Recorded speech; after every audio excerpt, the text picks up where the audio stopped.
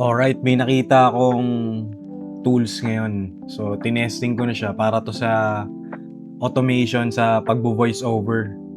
So, kung gusto nyong gamitin to sa automation nyo, ito yung blueprint bibigay ko na ngayon. Hindi ko nag-gatekeep.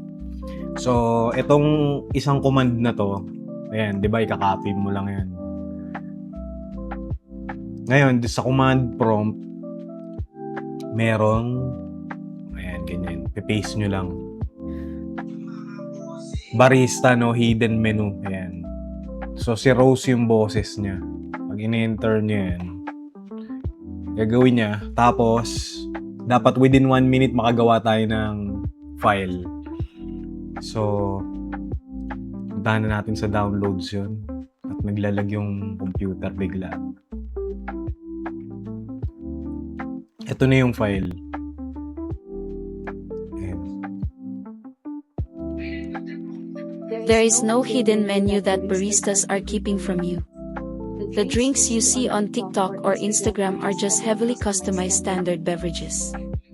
Baristas are not trained to know what a Cinderella latte or a Twix frappuccino is. Gawa ulit tayo ng second video para mapakita ko sa inyo lahat ng voice. Then, tuloy natin. This is episode 1 ng pag-upload ko ulit. And let's go.